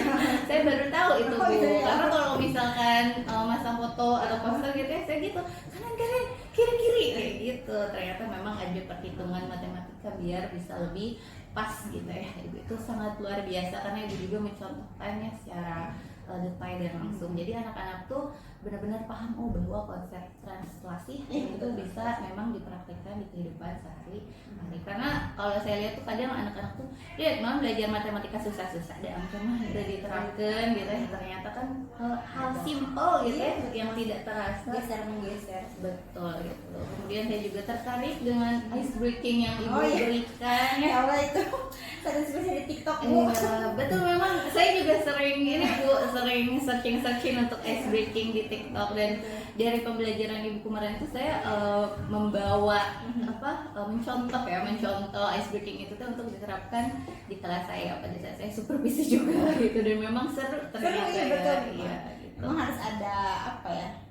Mungkin karena saya belum masuk ke zona yang harus selalu mencoba ya. Jadi ketika SBK pun malah di overthinking gitu. Kira-kira anak interest gak ya? Gitu. Kira-kira anak-anak bakal seru gak ya? Gitu. Tapi pas dicoba, mereka tertarik juga gitu ya dengan SBK gitu ternyata. Jadi nggak cuma kayak gitu doang, tapi ada ekspresinya gitu keluar gitu. Sehingga saya selalu ingat kata-kata dari kakak tingkat saya gitu bahwa motion itu gerakan itu create emotion gitu. Jadi gerakan itu akan membuat emosi betul ya. Jadi iya betul. Jadi mereka sangat itu luar biasa ya buat saya. Saya juga melihatnya luar biasa Bu. Jadi sungguh luar biasa pembelajarannya juga aktif siswa tuh ya. Jadi tidak monoton gitu. Aktif untuk bertanya, berdiskusi dan lain sebagainya. Apalagi saya melihat FATD yang ibu tampilkan juga cukup menarik, berwarna penuh dengan gambar-gambar. Jadi kesan matematika yang serius teh hilang gitu. Jadi matematika yang penuh warna luar biasa sekali Bu. Jadi saya melihat memang sudah sangat, ibu juga sudah sangat menerapkan budaya positifnya di awal ya dan benar-benar sangat memperhatikan keadaan sosial emosional siswa gitu. Tadi dengan ibu memberikan ice breaking ya, kemudian ibu mungkin memperhatikan emosi kan tadi ibu bilang gerakan adalah membentuk emosi dan lain sebagainya. Saya juga melihat juga pembelajaran yang ibu lakukan juga cukup berdiferensiasi walaupun mungkin dari segi diferensiasi produknya ya saya belum melihat gitu. Betul. Memang kalau di matematika agak saya masih kesulitan ya kalau diferensiasi produknya seperti apa karena masih ngerasa kayak ego pasti ini juga bisa gitu. Nah itu yang Iya, belum iya. saya hargai kemampuan anak ini. Kalau misalkan prosesnya mungkinnya atau kontennya saya masih bisa, tapi kalau produknya tuh kayak masih masa sih ini nggak bisa gitu. Gitu. Kayak ada standar yang aculah gitulah. Iya, betul. Harusnya yang ini tuh bisa lah gitu. Tapi ternyata di kelas itu ya kenyataannya tidak demikian gitu ya. Ibaratkan kata di statistik kan distribusi normal gitu ya, seperti lonceng bahwa memang dari 0 sampai 100 tuh ada semua gitu. Jadi yang tidak bisa, yang bisanya cuma satu, bahkan yang semuanya bisa tuh ada semua gitu. Jadi yang rank di bawah itu yang masih saya masih belum bisa apa ya, mungkin menghargai ya kemampuan anak itu. Menghargai kemampuan anak. Oke, tadi Ibu juga kan menyampaikan bahwa ada kesulitan ya dari segi produk dan lain sebagainya. Nah, selain dari menerapkan diferensiasi produk di pembelajaran kemarin, ada lagi nggak kesulitan-kesulitan atau hambatan yang Ibu rasakan selama pembelajaran tersebut berlangsung? Kalau ini di sini kali ya pas karena anak tidak terbiasa, mungkin setiap mapel ya untuk menggunakan LKPD berkelompok dan sebagainya itu mungkin karena mereka jenuh, sehingga kan jarang sekali menggunakan LKPD. Nah sekalinya menggunakan LKPD seperti biasa ya, yang kerja siapa ya, yang ini mas siapa gitu dan sebagainya. Kemudian anak tuh seperti kurang percaya diri gitu ya ketika padahal instruksi sudah jelas gitu, oh ini begini, aktivitas 1, aktivitas 2 begini, aktivitas 3 begini, tapi diketikin, bu ini gizinya gini, bu ini gizinya gini gitu ya. Itu cukup merepotkan gitu ya, maksudnya kalau bisa bu ya tulis 10 menit 15 menit udah mas diem dulu tuh gitu ya gitu. Nanti baru konfirmasi jawaban dan sebagainya. Jadi bahwa yang saya makanya area pengembangannya ingin anak baca itu coba curahkan dulu apa yang kamu punya gitu di dalam pikiran kamu, dalam ini persepsinya sama atau tidak, baru kita compare, kita komunikasikan seperti Pak CS itu kan, kita komunikasikan gitu, kita kolaborasikan, tidak ada yang salah gitu, nanti kita akan saling mengisi, oh ternyata jawaban yang paling mendekati yang mana nih, nah itu inginnya saya seperti itu gitu. Betul ya Bu, memang anak itu terkadang tidak terlalu percaya diri dengan hasil kerjanya atau kemampuannya gitu. Saya juga sering kan kalau misalkan di kelas tuh jangankan mengisi KPD gitu ya, seperti mengajukan pendapat aja kan pada saat kita mempertanyakan atau memberikan pertanyaan tematik itu kadang anak tuh kayak malah bisik-bisik tetangga. Iya, Malah bisik-bisik tetangga. Gitu. Padahal ungkapkan saja kan di depan gitu masalah tidak ada yang salah kan, semuanya juga proses belajar. Iya, Dimotivasi itu masih PR besar buat saya gitu. Apalagi LKPD mungkin kalau saya melihat sepertinya mungkin anak itu karena kan literasi juga rendah ya. Jadi melihat instruksi itu malas, langsung nyetir ke soal gitu. Tidak terbiasa dengan open-ended question, pertanyaan terbuka gitu ya. Harusnya kan tidak itu saya bilang bahwa tidak benar salahnya gimana nanti dulu deh, karena ungkapkan aja dulu modal kamu apa gitu. Oke. Nah setelah Ibu mengetahui hambatan dan kesulitan tadi ya, para siswa yang mungkin kurang percaya diri, terus tidak literasinya kurang karena tidak membaca instruksi dan lain sebagainya, kira-kira solusi atau hal apa yang akan Ibu lakukan untuk memperbaiki keadaan tersebut gitu, sehingga di pembelajaran berikutnya itu mungkin tidak terjadi lagi atau Ibu sudah menemukan solusinya. Sejauh yang saya pikir secara teknis ya, bahwa pada akhirnya di matematika itu diusahakan berbanyak soal cerita gitu. Jadi sebenarnya yang menurut saya dari dulu zaman kita soal cerita itu sebenarnya sudah masuk soal literasi gitu ya. Cuman mungkin bobotnya untuk sekarang di ada AMBK, ada AKM itu lebih hot, nah itu gitu. Jadi sangat terlihat gitu ya ketika anak disuguhkan soal cerita itu seperti kalau sebenarnya ini dikumpulkan lah gitu, padahal udah jelas tinggal ditambahin atau diapakan gitu. Itu menurut saya walaupun anak sudah suka baca novel, tetap ketika dia memang belum terjun langsung ke literasi matematis atau literasi numerasi, itu ada perbedaan. Jadi seperti hanya belajar bahasa Inggris biasa dengan Inggris matematika itu ada perbedaan. Jadi nggak bisa gitu. Belum tentu orang yang jago bahasa Inggris itu bisa Inggris kimia atau Inggris matematika gitu. Jadi pada akhirnya memang harus agak dipaksakan gitu ya. Salah KM gitu. Padahal kebetulan di buku paket itu kan udah ada ya di tiap bab terakhir itu selalu ada disediakan itu itu benar-benar sangat support sekali buat saya karena agak sulit untuk mencari soal HM yang memang kontennya kehidupan sehari-hari tapi isinya tuh matematika. Itu agak sulit. Itu juga tantangan buat kita sebagai guru. Iya betul. Aduh lumayan sekali ya Allah kalau nggak kalau lagi males mah rasanya ya udah kasihin apa yang ada di buku, tapi kan berpikir bahwa kita mau literasi, AKM, HOT, 4CS, jadi abad 21 semua itu kayak gak bisa gitu. Kasihan anak-anak. Makanya sebelum ke anak kita juga harus belajar terlebih dahulu. Gak bisa ujuk-ujuk gitu. Menuntut anak harus bisa literasi, numerasi dan baik. Kitanya enggak kan tidak. Saya pernah ngalamin itu soalnya ada soal cerita itu gampang. Saya kekeh dengan ini kenapa dikonversi gitu ya. Harusnya ketika 200 ribu. Terus ada satu anak yang bu katanya ini kan X-nya dalam kilo, makanya dikonversi itu langsung ya salah. Berarti kan 5 kelas itu. Iya. Saya salah 4 kelas. Oh iya, terus bagaimana tuh? Konfirmasi ulang. Udah Udah biar mudah, kita ganti aja soalnya. Jadi kan kalau situasi tertentu ya kita nggak perlu ngikutin soal, jadi biar mudah jawaban kalian nggak terlalu dihapus lagi. Ya udah X-nya tetap kita ubah dalam ton, kan di soal itu dalam kilogram, kita ganti dalam ton aja jawabannya biar kecil, jadi angkanya nggak besar gitu.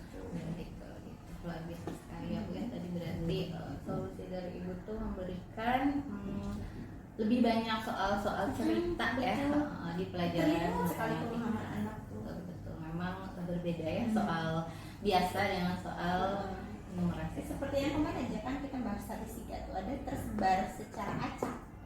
Ada anak yang apa itu tersebar secara acak? Iya, masih bingung. Ketika saya tanya lempar ke kelas lagi ada yang jawab mencar Bu ya. Mencar. Jadi kata-kata Jadi ternyata yang sudah jelas-jelas tersebar secara acak pun anak tidak paham ya seperti apa. Pas disebut mencar, gitu, mencar gitu. Jadi ya oke, baik, mungkin di Kummer ini selain istilah-istilah yang Gen Z itu tidak familiar gitu, jadi kita harus masuk jadi guru bahasa Indonesia. Betul, benar sekali ya. Jadi kita juga harus tahu bahasa Indonesia yang baik dan benar. Jadi dan lain. Seperti menerjemahkan kembali gitu. Kayak kemarin ya pencilan gitu ya, outlier pencilan gitu. Anak kan pencil cuma. Ketika saya bilang saya tinggal di daerah terpencil, mereka baru paham. Nyampu jauh.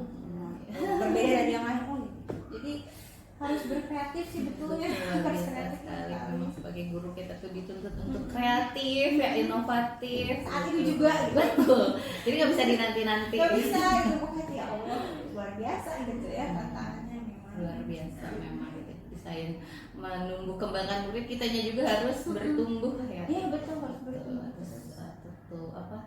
Demi tadi gitu, untuk memajukan siswa kita juga harus maju gitu. Luar biasa sekali ya Ibu ya. Nah ini tadi kan sudah luar biasa ya solusi dari Ibu gitu. Ibu sudah bisa mengetahui solusi yang akan Ibu lakukan untuk mengatasi kesulitan atau hambatan yang Ibu rasakan ya di pembelajaran kemarin. Nah, berkaitan dengan ini Bu, area pengembangan yang Ibu ingin kembangkan gitu ke depannya di pembelajaran yang Ibu lakukan gitu, kira-kira yang sudah kan kemarin sudah ya dan ingin Ibu kembangkan lagi gitu. Mungkin di literasi numerasinya ya, karena yang saya rasakan ketika mencoba menjawab soal numerasi gitu ya, yang memang basicnya ada soal teks itu tidak bisa satu kali baca langsung bisa jawab gitu. Saya ingat betul gitu ketika saya bahas soal matriks gitu, cuma 2 soal gitu, teksnya 2 paragraf 2 soal, tapi ketika kita ubah ini yang bikin soal jago banget gitu ya, itu hampir 36 siswa hanya 1 orang punya jawaban berbeda pun tetap masih salah gitu ya. Saya tanya alasannya gimana, ini tinggal masukin aja Bu gini-gini. Saya bilang coba balik lagi ke konteksnya gitu ya, ke kontennya. Itu kan kalau di laptop itu kan yang ditulis apa? Free artinya naon gitu ya. Dan bebas artinya apa? Kosong. Jadi ketika itu ini aku jawabannya harusnya bukan ini, tapi apa? Saya pun terkecoh gitu. Jadi bahwa guru harus punya persiapan sebelum ke kelas memang betul. Apalagi berhubungan dengan numerasi literasi. Kalau udah ada pengalaman jadi saya nggak bisa nih main-main, karena kalau 1 kali salah ya udah saya harus konfirmasi minggu depan lagi gitu, nggak bisa saat itu juga, dan ngehnya biasanya di kelas berikutnya itu baru ngeh gitu. Atau ada anak yang kok ini begini dan sebagainya. Itu yang menurut saya yang keren itu tuh numerasi, soal literasi numerasi yang bikin soalnya luar biasa keren gitu ya. Betul, saya juga ngeliat di TikTok dan lain sebagainya banyak guru yang apa ya mungkin protes gitu ya, mungkin apalagi untuk jenjang SD gitu ya. Luar biasa. SMA aja saya seperti ini nggak usah itu, nggak usah itu, cuma tinggal mindahin doang angka-angkanya, tapi yang diketahuinya itu apa, yang ditanyakannya itu implisit, tidak terwujud di gambar itu. Bisa seperti itu ya. Jadi bagus tuh bahwa kata profesor saya ketika waktu saya PPG, HOTS itu bukan sulit, belum tentu sulit. Tentu sulit memang. Karena pesan di kita tuh kalau hoax itu harus sulit. Harus sulit. Saya juga dulu mikir itu. Iya. Dan ternyata untuk membuat soal yang HOTS padahal gampang itu juga sulit. Jadi memang perlu apa ya, kayak akan pengetahuan. Betul, seperti itu ya. Memang dilihat dari data juga beberapa sekolah itu angka literasi numerasinya itu memang masih mungkin kurang memuaskan gitu ya. Tapi kayaknya di sekolah kita mungkin sudah ada sedikit kemajuan ya, walaupun mungkin itu hanya dari perwakilannya saja ya, belum menyeluruh gitu. Betul seperti itu. Nah, tadi kan literasi numerasi gitu ya. Untuk mewujudkan tadi kegiatan atau program literasi numerasi di bidang matematika, kira-kira apa yang akan Ibu lakukan? Ya itu dari saya mungkin menyajikan masalah kehidupan sehari-hari gitu, mencari sebanyak mungkin informasi yang bisa kita adaptasi konteksnya gitu ya ke dalam kontennya ke dalam konteks matematika itu gitu. Jadi saya lihat betul ketika belajar kurikulum kurtilas gitu ya tentang persamaan lingkaran gitu kan, nggak mungkin secara ini sama lingkaran ini adalah gitu ya, tapi saya mikir oh ya kenapa kita nggak ada tes aja kan kolam bentuk lingkaran gitu, kalau lingkaran malah bentuk lingkaran gitu. Itu baru terpikirkan itu setelah bukan 1 tahun 2 tahun aja, itu setelah 3 tahun aja itu baru oh iya baru terpikirkan inspirasi itu seperti itu. Jadi ke diri sendiri sih lebih ini ya, refleksinya bahwa ayo gali lagi, ayo ini lagi. Apa ya, kita juga harus menggali kemampuan. Dan pada akhirnya anaknya kumaha Betul. betul. Kalau saya jadi kamu guru anak itu ya udah berarti saya nah Iya, gitu. Memang betul. kalau di matematika itu referensi yang harus dicari itu biasanya di bahasa Inggris itu ya di luar negeri gitu biasanya. Jadi baru terinspirasi oh ya kita pakai kehidupan sehari begini gitu, materi matematikanya apa. Saya tertarik karena memang murid itu bagaimana guru, walaupun mungkin setiap murid itu kan punya potensi ya, tapi kalau gurunya tidak bisa menuntun gitu, tidak membimbing, tidak bisa membimbing, iya, karena kita juga kan harus sama-sama berpotensi untuk menciptakan seseorang yang berpotensi seperti itu. Jadi luar biasa sekali ya Bu ya rencana pengembangannya dengan tadi meningkatkan literasi numerasi ya di matematika khususnya, karena sebenarnya literasi numerasi ini kan bukan hanya bisa diterapkan di matematika saja ya, tapi di semua bahkan mungkin pembelajaran memang itu harus gitu sebagai guru tuh mulai berinovasi menciptakan pembelajaran atau bisa memberikan soal-soal yang memang harus ada literasi numerasinya gitu. Jadi udah nggak bisa lagi atau nggak zaman lagi soal-soal yang kelihatannya seperti biasa gitu. Oke, luar biasa Ibu, tadi ada rencana tindak lanjut juga yang area pengembangan Ibu sampaikan ya. Menurut saya semuanya sudah sangat jelas. Mungkin untuk tadi rencana tersebut bisa Ibu terapkan mulai dari kapan? Besok langsung itu ya, persiapan dulu mungkin ya. Karena kebetulan materinya masih transformasi ya, jadi masih bisa kita ini kan dalam kehidupan sehari-hari gitu. Kebetulan kan itu baru basicnya saja ya, transaksi, refleksi, rotasi dan dilatasi. Nanti kan ada komposisinya lagi, jadi bisa kita combine. Oke, baik Ibu. Mungkin untuk percakapan kita hari ini kita cukupkan saja ya Ibu ya.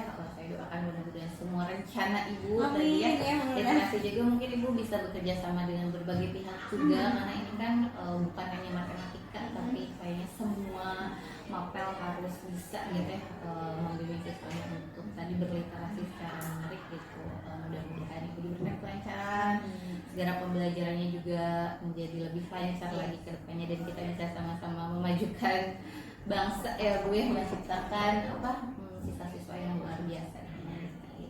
Mungkin sekian ya Ibu percakapan kita hari ini, karena kan tadi Ibu juga banyak kesibukan lain. Saya ucapkan terima kasih karena sudah meluangkan waktunya. Monggo Ibu hatur nuhun. Assalamualaikum warahmatullahi wabarakatuh. Baik Ibu, tadi saya sudah mendengarkan, saya sudah melihat juga gitu ya. Ibu sudah melaksanakan percakapan pasca observasi gitu ya, di mana Ibu juga sudah melaksanakan gitu, sesuai dengan kriteria yang ada, sesuai dengan prinsip coaching yang ada. Sekarang ke bagian akhir pendampingan P5 ini Ibu gitu ya. Diharapkan Ibu nanti melakukan refleksi terhadap proses pendampingan saat ini. Tentunya pendampingan ini adalah pendampingan kedua terakhir sebelum selesai, karena pendampingan yang ke-6 itu jaraknya dekat sekali, itu dari tanggal 6 sampai tanggal 10 November. Tinggal beberapa minggu lagi ya, sekitar 2 minggu kurang itu. Itu pendampingan selanjutnya gitu kan, tanggal 6.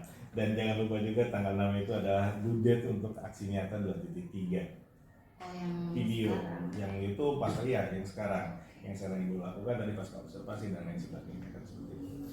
Nah, menurut Ibu itu setelah Ibu menjalani program PGP ini, apa yang menurut Ibu paling Ibu kuasai dari materi yang sudah dipraktikkan?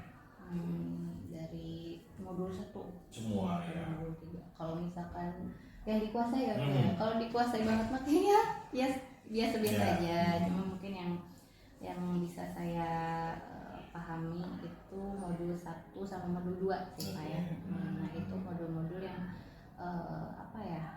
bisa saya kuasai, dan memang itu kan hubungannya dengan tugas saya ya sebagai guru di kelas gitu, tentang pembelajaran, keberpihakan pada murid gitu ya, filosofi Ki Hajar Dewantara gitu. Jadi itu merupakan ibaratnya makanan sehari-hari yang tugas kita sebagai guru. Jadi mungkin memang yang paling dikuasai dan dipahami itu di modul 1 dan 2. Nah, materi apa yang Ibu rasakan masih membingungkan dan ingin dipelajari lebih dalam? Modul 3. Modul 3 dan itu semuanya kayak. Oh, semuanya. Ya, semuanya. Mungkin kalau coaching oke lah, sudah mulai paham, dan memang tanpa disadari juga kita sering mempraktekannya gitu ya, supaya untuk coaching ini sesama rekan atau mungkin kepada murid dan lain sebagainya. Nah, mungkin yang agak sedikit sulit dan saya butuh pelajari lebih lanjut itu yang aset dan pemetaan aset ya, dan juga yang terakhir ini gitu, program yang berpihak pada siswa gitu. Karena jujur aja Pak, untuk program khususnya itu saya kayak masih agak bingung gitu ya, untuk bikin programnya seperti apa ya yang kita bisa mengeksplor murid gitu. Jadi bukan program yang kita pengenin aja, tapi memang siswa juga inginkan, nyaman gitu, dan memang bisa mengembangkan kepemimpinan murid tersebut gitu. Terus saya juga agak sedikit kebingungan karena misal kemarin tuh ada kalau rekan CGP lain membuat absensi gitu ya dari aplikasi. Nah, jadi maksud saya tuh gini, absensinya itu berarti kan harus dikelola oleh murid atau gimana, sehingga itu tuh bisa menjadi program yang mewujudkan kepemimpinan murid gitu. Jadi saya masih kebingungan mana ya program yang memang, apakah itu program sekolah untuk sekolah atau program sekolah yang itu memang bisa dilaksanakan dan mengeksplor kemampuan murid gitu. Misalkan absennya tuh seperti apa? Jadi kan kalau absen kita mikirnya kita nyeting atau murid yang nyeting gitu. Nah, tinggal cekrek gitu, atau murid itu hanya sebagai pengguna saja. Nah, seperti itu gitu. Karena saya tertarik sama absen yang itu. Kebetulan di kita juga ada salah satu inovasi kan kalau biasanya absen itu murid aja. Sekarang absen jadi murid juga bisa. Kan kalau agenda itu tulis ya, kebanyakan guru tuh lupa, saking asiknya di kelas. Jadi lupa agenda. Jadi agendanya tuh sekarang tuh diisinya oleh murid gitu. Nah, apakah seperti itu juga masuk ke program kepemimpinan murid, jadi murid yang mengelolanya, murid yang ngabseninya, murid yang memantaunya gitu, atau bukan gitu? Karena di saya ada ada seperti itu Pak. Jadi setiap kehadiran guru itu dicatat, biasanya di agenda sama di kayak Google Form gitu. Seperti itu tuh masuk atau tidak gitu. Dan atau berarti siswa melakukan report ya, pelaporan. Iya, pelaporan. Jadi pelaporan kehadiran guru tuh oleh siswa gitu. Nah, berarti itu tuh udah masuk juga ke pemimpinan murid atau kayak gimana gitu ya Pak ya, gitu seperti itu. Jadi kita tuh saya khususnya masih bingung ini programnya program kepemimpinan murid atau bukan dan lain sebagainya gitu. Untuk membedakannya itu kayaknya saya masih perlu belajar, atau semua program yang ada di sekolah itu memang sebenarnya program untuk tadi mengembangkan kepemimpinan murid. Nah saya mikirnya seperti itu gitu, apakah semuanya atau ada program sekolah yang memang itu untuk kepentingan sekolahnya aja gitu, atau semua program yang ada di sekolah itu memang untuk kepemimpinan murid gitu. Yang jelas yang pertama, kalau yang namanya program sekolah itu, semua program sekolah itu tentunya berpihak kepada murid semuanya. Itu yang pertama. Terus yang kedua, kalau misalkan ibu menyatakan misalkan itu yang mana gitu, masih bingung gitu ya. Yang jelas ada bagian program yang memang diciptakan untuk kepemimpinan murid. Ada program sekolah yang memang tidak masuk ke arah sana. Jadi nggak semuanya masuk ke dalam ranah kepemimpinan murid. Terkait dengan absensi, terkait dengan tadi report dari agenda, dan buat agenda bukan absensi ya. Report agenda di kelas, di dalam kelas seperti itu bagus, kalau maksudnya sangat bagus gitu kan pada dasarnya. Itu termasuk ke dalam kepemimpinan murid. Jadi si anak belajar untuk bertanggung jawab, mengisi, menyampaikan, kan mereka harus jujur. Oh iya betul. Iya kan, mereka harus jujur menyampaikan. Ada nggak adanya guru kan, kalau nggak ada guru ya jangan mentang-mentang misalkan kenal dengan gurunya atau dekat dengan gurunya kan mereka terus ada nggak bisa. Nah itu termasuk ke dalam kepemimpinan murid kalau misalnya jadi masih banyak hal yang memang bisa dilakukan, termasuk terkait misalkan salah satu program absensi. Saya kurang tahu absensi di sini untuk siswanya apakah masih manual atau bagaimana gitu kan. Ya. Nah kalau menurut saya itu untuk mengantisipasi tadi dari cerita ibu terkait dengan apa namanya si anak yang tidak masuk sekolah dan lain sebagainya, itu sebenarnya bisa diantisipasi atau bisa disiasati dengan sistem absensi pinjak-pin SMS gitu kayak ya kan. Saya pernah menerapkan itu di sekolah saya gitu kan. Jadi ketika si anak absensi seperti itu pinjak-pin, itu akan secara otomatis mengirim SMS laporan terhadap nomor handphone orang tua. Kayaknya saya pernah di mana ya, waktu saya SMP deh Pak, diterapkan di SMP saya, tapi tidak untuk semua. Maaf ya Pak potong. Nggak apa-apa. Tapi tidak untuk semua siswa waktu itu. Semua siswa. Gimana? Bisa. Itu jadi ketika kita pinjam seperti itu secara otomatis akan mengirim SMS ke nomor orang tuanya yang sudah di-input gitu kan ya, satu. Nah itu dengan nanti ada rinciannya, si anak itu masuk jam berapa gitu kan. Nanti kalau misalkan masuknya jam 7 gitu, dia jika anaknya lebih jam 7 lebih sekian, itu akan ada keterangan misalkan si anak terlambat dan lain sebagainya. Nah itu satu. Nah dan yang kedua itu ketika anak pulang itu mereka harus melakukan absensi, dan itu akan ada laporan terhadap orang tua bahwa si anak sudah pulang sekolah. Dengan cara seperti itu, controlling si anak itu tidak hanya di sekolah saja, orang tua pun akan melihat gitu kan, akan terantisipasi kejadian yang terjadi dengan ibu itu sendiri kan. Jadi orang tuanya tahu nih, dan anak nggak bisa macam-macam. Nggak bisa macam-macam, artinya misalkan dalam tanda petik ngecot misalkan atau bagaimana kan nggak bisa. Mereka pulangnya gimana kalau nggak absen kan gitu. Saya nggak bisa nitip jari ya. Nggak bisa, jadi itu nggak bisa dititipkan. Yang jelas itu bisa dilakukan. Nah programnya seperti apa, aplikasinya seperti apa, yang jelas kalau dulu sih di sekolah saya itu saya membuat aplikasinya sendiri. Saya hanya membeli pinjam-pinjam sendiri, saya yang membuat programnya. Kebetulan saya membuatnya gitu kan, sekarang saya suka dengan IT juga. Tapi yang sekarang itu lebih simpel. Kita tinggal kerjasama dengan provider. dan mereka akan menyediakan alatnya itu dengan free yang gratis. Kalau seperti dulu ya, sebelumnya itu ya ada beberapa provider yang siap melakukan seperti itu. Nanti tinggal jumlah siswanya berapa nih di sini, harus ada berapa fingerprint supaya nggak ngantri. Dan ingat Ibu, itu ada termasuk di dalam program budaya Andri juga, budaya 5R juga. Mereka kan harus ngantri ketika mau absen. Mereka nggak boleh budaya Andri kan sekarang udah mulai. Saya kira itu juga mungkin bisa menjadi gambaran untuk kedepannya dan bisa mensiasati gitu kan, bisa mensiasati hal seperti itu yang selama ini yang kadang-kadang itu menjadi hal atau menjadi kendala untuk sekolah-sekolah. Saya tuh kayak pernah kenal program ini tapi bukan pas saya jadi guru gitu. Masih sekolah. Tapi saya lupa apakah pas saya PPL atau saya tuh jadi murid gitu. Soalnya waktu itu yang seingat saya diterapkan fingerprint yang katanya tuh connect ke orang tua. Tapi percobaan gitu tuh kalau nggak salah. Jadi tidak semuanya dan ya tadi betul karena kan fingerprint itu nggak banyak waktu itu saya hanya percontohan. Akhirnya apa? Ngantri Pak. Terus anak itu yang masuk kelasnya jadi terlambat karena kebanyakan ngantrinya gitu. Nah itu yang sebenarnya harus lebih banyak gitu. Mungkin karena dulu udah beberapa tahun yang lalu ya kan saya ingatnya juga bukan pas saya jadi guru gitu kan pas saya sekolah. Dan hal yang itu ya kalau menurut saya ya itu yang hal yang sangat positif sih menurut saya itu kan, dan bisa nanti ya coba komunikasi aja dengan provider bisa nggak kita mengadakan, biasanya feedbacknya adalah kita harus membeli kartu dan anak duduk semua kartu sama seperti itu sih, tapi kan win-win solution. Kalau dengan provider kita tidak harus ada operator Bu.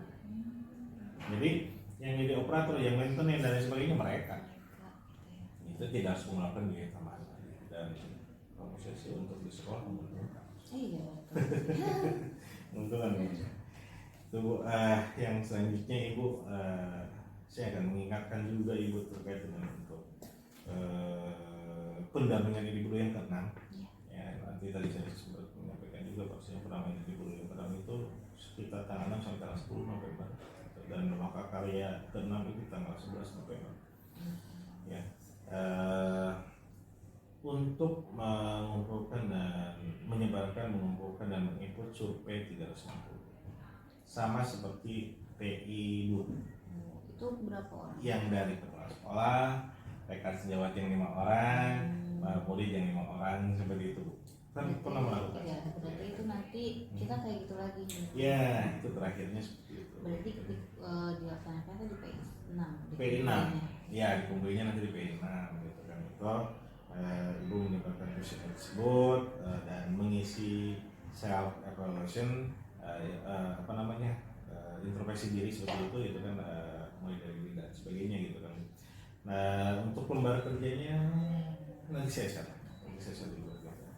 Nah, selanjutnya menginginkan juga untuk melakukan diskusi terkait pemetaan aset gitu, ya.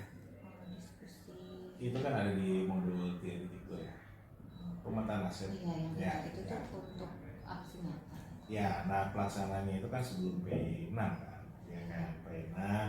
Ada pun hal yang harus dilakukan nanti di dalam diskusi pemetaan aset itu kan melakukan jadwal diskusi pemetaan aset dengan kepala sekolah yang pertama itu kan mengundang aktornya, kepala sekolah, rekan sejawat, murid, orang tua dan lain sebagainya gitu kan, seperti itu yang terlibat di dalam diskusi gitu tentunya, dan membuat notulen hasil diskusi itu adalah ada tugas di ya itu 3.2 demonstrasi konteks. Itu harus dilakukan lagi ya? Enggak Ibu, yang sudah dilakukan kan selama itu kan sudah ada notulen dan lain sebagainya kan, itu ada foto-foto sudah. Iya. Sudah berarti. Betul, dan itu nanti pada saat di P6 gitu kan kita akan berdiskusi terkait dengan pemetaan aset tersebut. Berarti antara Bapak dan saya. Betul, itu dengan data-data yang sudah ada. Siapkan bukan nama ngomongin semua lagi. Iya, mau diskusi lagi, waduh. Udah pemetaan aset. Oke, siap. Dan mengumpulkan hasil pemetaan aset tersebut gitu kan ya, pada saat pendampingan individu yang ke-6. Baik Ibu, untuk pendampingan individu yang ke-5 ini seperti itu pada dasarnya, dan terakhir mungkin itu ya untuk refleksi juga untuk perbaikan saya juga apa yang kurang di dalam pendampingan individu yang kelima ini dan apa yang harus dilakukan ke depannya seperti itu. Seperti biasa. Seperti biasa. Luar biasa Bapak, seperti biasa ya. Saya senang gitu tiap PI, tiap pendampingan individu karena bisa sharing secara langsung, mendapatkan apa ya, ilmu gitu ya yang baru dan lain sebagainya gitu. Jadi tidak ada yang kurang gitu. Malah kayaknya lebih gitu, lebihan. Kalau itu berlebihan itu nantinya.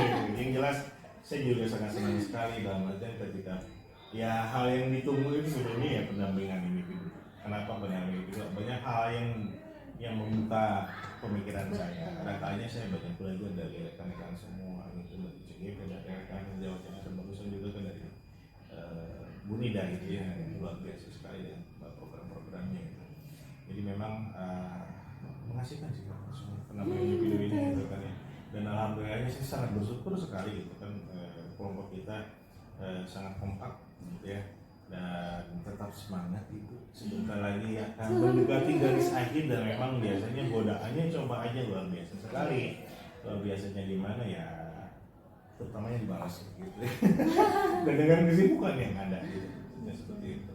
Dan alhamdulillahnya kan kemarin juga kan kita ketika di BGP ya itu sudah dibahas terkait dengan panen karya. Iya, Ya. Masya Allah. Dan panen karyanya alhamdulillahnya per kelas gitu, ya kan seperti itu. Tapi kemarin mah ditanyain satu-satu, Iya. ada yang per kelas atau enggak, tapi kebanyakan. Tapi fixnya katanya per kelas. Ya mudah-mudahan itu fix, karena saya mengharapkan kalau memang itu karena kita kan banyak juga. Iya. Saya lebih baik kalau menurut saya sih lebih baik per kelas. Iya. Per Kelas kelas, kita juga per iya per kelas. Nanti di dalam kelas tersebut ada bagian-bagian misalkan kelompok 1, 2, 3 seperti itu. Menampilkan apa ya silahkan. Betul sih. Dan terutama sih yang paling penting secara budget, secara biaya. Betul, nah itu dia. Tapi kemarin mah ada kelompok apa? Kelas A, B kayaknya tuh, pengennya tuh Per kelompok. kelompok gitu. Nah cek ke sana mah per kelas. Ya kan voting. Nah, berarti kita fixnya per kelas ya. Katanya sih kemarin saya ngobrol dengan Pak Haji ini katanya per kelas kita jadinya gitu kan. Yang tema yang diambil itu tentang teknologi, itu kan temanya, tema kelasnya gitu. Nanti mau menampilkan apa ya, nanti kita bahas juga di lokal karya kelima. Di lokal 5 itu tanggal 29 Ibu, hari Minggu yang Ya. seharusnya kita istirahat Ya gitu ya. Allah, emang Sabtu libur ya? Satu itu kan Pak, itu apa, upacara Ibu, 28-nya upacara. Kan detik-detik terakhir. Ya betul, kita harus mengeluarkan semua tenaga yang Betul, ada. sisa-sisanya harus Iya, dimaksimalkan gitu ya. Baik Ibu, ada pertanyaan mungkin sebelum saya tutup? Kan tadi berkaitan dengan temanya kan mau teknologi. Oke. Nah, apakah produk yang kita tampilkannya juga itu harus berbau-bau teknologi gitu? Karena kemarin juga pas diskusi di BBGP yang malam-malam itu Pak Kabit juga kan nanyain ada yang teknologi nggak gitu. Jadi kayak memfokuskan atau kayak mencari produknya ada yang teknologi atau tidak. Oke. Kalau menurut saya, kalau walaupun misalnya itu temanya teknologi, tapi kan tidak semuanya itu kan harus berhubungan dengan teknologi juga kan. Teknologi itu dalam artian tidak harus berhubungan dengan mesin, dengan apa lain sebagainya, nggak harus seperti itu. Kalau misalnya teknologi itu kan bisa terobosan.